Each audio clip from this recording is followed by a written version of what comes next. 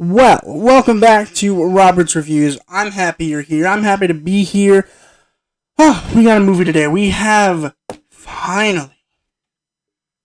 We've been waiting so long. It's been like 3 weeks, maybe 4 weeks by the time this comes out. But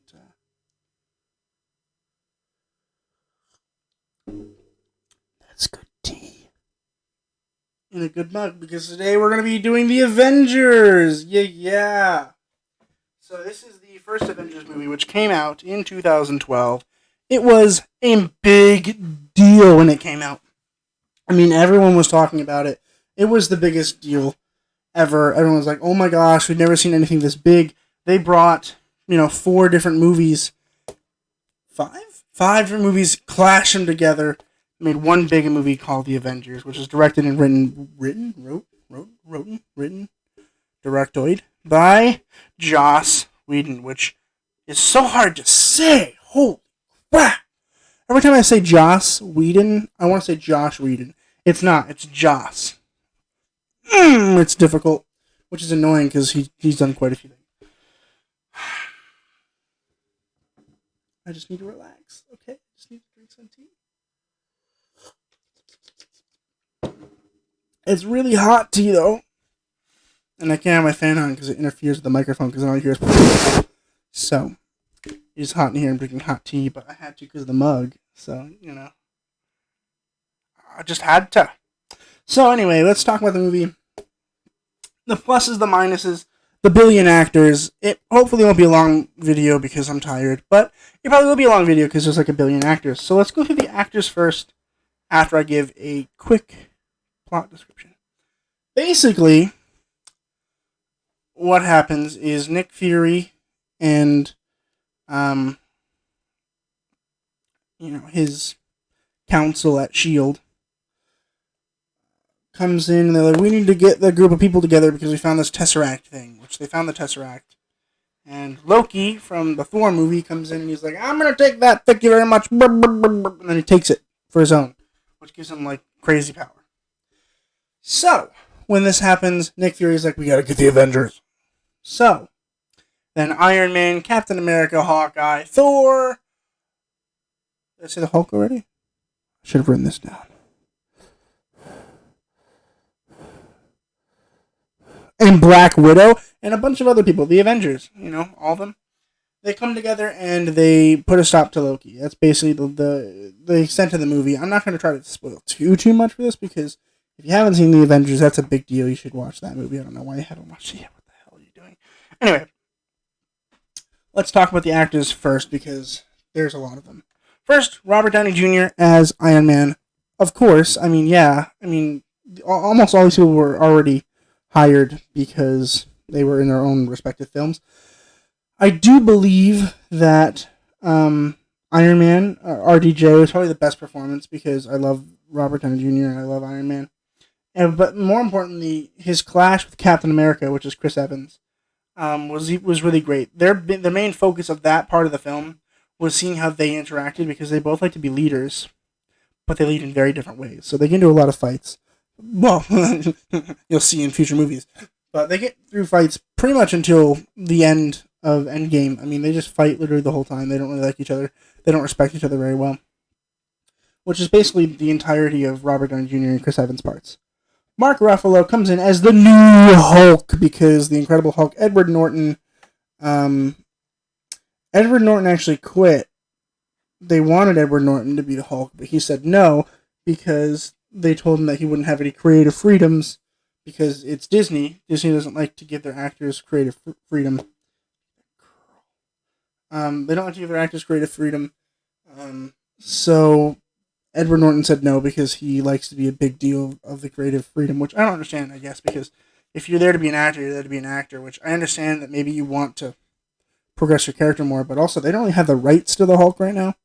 They only have the rights to the Avengers, and which is why they're allowed to use the Hulk for that. But they can't have a Hulk solo film because I'm pretty sure Universal owns those. So they brought in Mark Ruffalo, which is great. Mark Ruffalo is a funny guy. I wish he could be more funny. And in this film, he's not very funny. He's got some funny one-liners, but he's more smart than anything else. In future films, he's actually really funny, which is good because he's a very good comedic actor. And I mean, he was great as the Hulk. I mean, the Hulk had some really funny lines, but I think that you know the character that is the Hulk, I think Bruce Banner could have a little bit more funny lines, which they give him more later on in future movies. But so I'm not upset by it. But Mark Ruffalo's great. Chris Hemsworth is Thor. Yeah, I mean Thor's great. Thor's fine. I mean, there's that fight between Thor and Captain America and Iron Man that was just unbelievable. I mean, I was like, this is the coolest thing that ever happened. Oh my god! Like, I was totally nerding out. I nerd out every time I watch that scene. That scene's great. Um, and so I think it was really cool that we got to see, Thor added to that mix because Thor's, a god. So when they meet Thor, they're like, you're a god? What the hell does that even mean? And it's great to see that interaction. Scarlett Johansson as Black Widow, Natasha Romanoff. We get to see a Black Widow solo movie, hopefully freaking next May. I mean, we're supposed to see it last May, but keep pushing it back. I'm like, come on, put it on Disney Plus for me to watch. Oh my god. But Black Widow is great. I think she's great in this film, and I really do think that she's one of the stronger Avengers because she doesn't really have a power. She's just a really good fighter. She's really smart. And I think that's important to notice that, like, she's not a superhero. She really doesn't have any superpowers. She's just really strong and likes to fight for what's good. And I think we see that here, and because she's she's the main strategist besides Chris Evans is Steve Rogers. So it's good to see that. Samuel Jackson is Nick Fury, of course. I don't think I'll ever have a problem with Nick Fury. Nick Fury is great. Actually, I do have a couple problems with Nick Fury. I didn't think about that. I do have some problems, but that'll be down the road. In this movie, he's fine. He's the main, good guy who gets everybody together, which is great. It's great to watch that. It's great to see that. I think we could have gotten a little bit more backstory on Nick Fury. I mean, we had to wait until Captain Marvel to get backstory on Nick Fury. We just kind of are just supposed to assume that he's a good guy, which is fine. I mean, we always assume that they're good guys, but I didn't enjoy the fact that I didn't know anything about him, but I knew a lot about other characters. But we'll get into that. Trust me, we'll talk about that. Jeremy Renner as Hawkeye. Is fine. The only complaint that I had about Hawkeye was his costume. He didn't have a really cool costume like he did in the comics, which I understand. It's supposed to be more modern, but I feel like I'd love to see Jeremy Renner in the actual Hawkeye costume instead of just random street clothes. But whatever. He's really good as Hawkeye. He's usually a comedic actor. He's got really funny stuff. But in this one, he's pretty straightforward. But he's got a lot of funny, like, flat-lined one-liners. And he's like, oh, yeah, that's pretty cool. Like, and it's always funny, which is great. Jeremy Renner is great. I like Hawkeye a lot. I think he's one of the people that deserve their own TV show on Disney+. I think that one got canceled, but I'm not entirely sure. Don't quote me on that. But I do hope that he does get his own show, because he does deserve it. And I do like Hawkeye as a character, and I especially like him later on, particularly around Endgame. We get to get deeper into his character. Also, Civil War, we get a little bit of that, do we? No, it's not Civil War. Age of Ultron, we get a little bit more into that, which we will talk about later. Tom Hiddleston is Loki. He's the main bad guy. He's like, I want to rule the Earth. Earth is my plane. I'm going to own it. Blah, blah, blah. Oh, it's still hot. Which is fine. It's a cool way to end it. And Loki's a fun character. I mean, I love Loki. I don't know if necessarily bringing him as the main villain was particularly smart right off the bat for the Avengers movie. I think it might have been interesting if we saw maybe Age of Ultron first, and then we did this thing in the second one, because then, we're stuck with him being the villain for the next few movies with Thor, which is fine. But, Loki's still got that good bad thing going on in the Thor movies, but in this movie he's just straight bad. Which is really annoying because I think it's so cool when they bring Loki on and we have no idea if he's going to do something good or something bad. Which I think is kind of lost in the film a little bit because we all are just like, he's going to do something bad because he's the bad guy. Stellan Skarsgård plays the doctor. I don't remember his name, it's not important. But he plays the doctor that gets basically taken over by Loki's control, and he's basically a pawn for this entire movie. He is the father to Bill Skarsgård, who was in It. He was Pennywise. And he was in The Devil All the Time, which you should go watch right now because The Devil All the Time is really good. On Netflix, also watch my review on The Devil All the Time on the channel. Anyway, figured I'd mention him because I wanted to mention Devil All the Time. Clark Gregg, as Phil Coulson. Everyone loves Phil Coulson. There's always somebody that ties in all these movies and events. And in the MCU, in the first phase, the thing that connects all the movies is Clark Gregg's Phil Coulson. And that is because at the end of every movie, he would come in and basically spoil the next movie. Be like, oh, we found the hammer, or whatever, and then whatever, blah, blah, blah. And he really connects all the movies, which is great because I love Clark Gregg. He's hilarious, he's funny.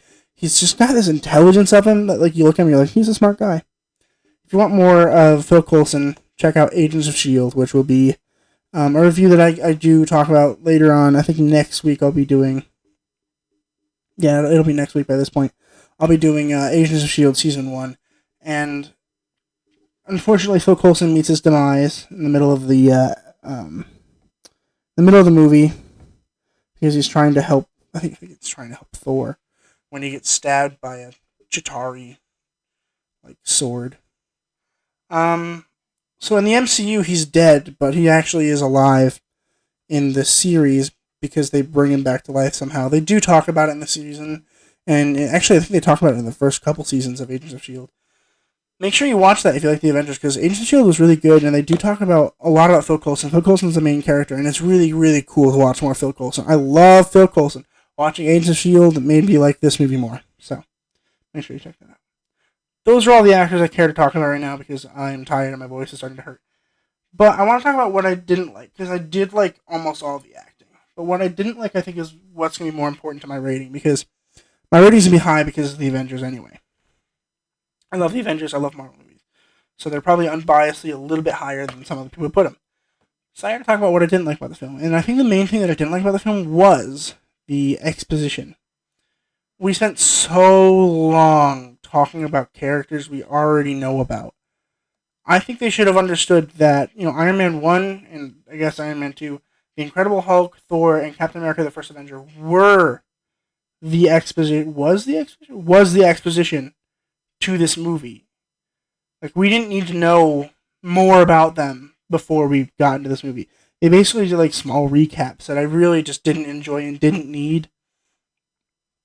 The film was 2.5 hours long, which was way too long. This movie should have been about 1 hour and 50 minutes. I think they could have capped half an hour off just by talking less about the exposition.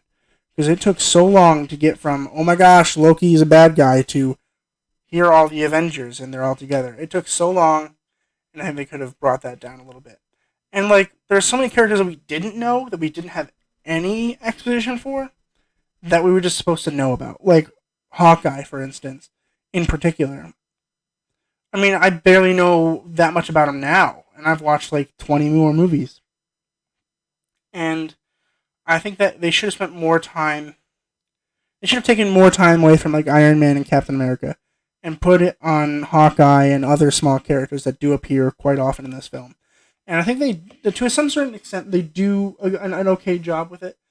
But, until Age of Ultron, you really don't even know who Hawkeye is, which is fine, but it's also kind of annoying because I wanted to like Hawkeye from the beginning, but I didn't like Hawkeye until after I saw Age of Ultron and then went back to this, and I was like, oh, I do like Hawkeye. Which is really annoying because I want to like him, and I think that they should want us to like the characters. So I think that they could have made it shorter. I mean, a lot of Marvel movies are very long, which is fine. And I don't have a problem with length, so long as the length makes sense. I don't know, for instance, The Devil All the Time. That movie is about 2.5 hours long, but it doesn't feel like it's 2.5 hours long because everything is important to the movie. You can't cut anything out of this movie. You can totally cut things out of the Avengers and make it shorter and make it reasonable, and there can be an extended director's cut from Joss Whedon or whatever. And it would be better for me because I'd watch the director's version, obviously. But I have a very small attention span, and it was hard to watch this entire movie straight through. Because after the exposition ended, I was like, okay, is that the whole movie? Because you spent a lot of time on the exposition. Which is why I'm going to give this movie a B+. It wasn't an A because I felt like the other movies that I have rated as an A in the MCU, like Captain America, the First Avenger, was just better because it had a more focused idea. This movie was great because it brought everybody that we love together, and it really was the start of the MCU, in my opinion, was the Avengers. I mean, the other movies are obviously the exposition, but that's what it's so there for. The movies that came before the Avengers was supposed to be the exposition for the Avengers, and I think they spent way too much time in this film talking about an exposition that we already had and we didn't need more of, which is why it didn't get an A for me. But there you have it. That's the Avengers. If you like the video, leave it a like. Make sure you comment below what you want me to review next. In the next couple of weeks, we have a couple MCU shows. We have a couple MCU movies, some more Steve Carell. I'm hoping to get John Wick up at some point in the near future. We've got a couple other surprises for y'all, and I hope that you guys enjoy those. So make sure you subscribe and tell everyone to subscribe, and always remember to keep watching films.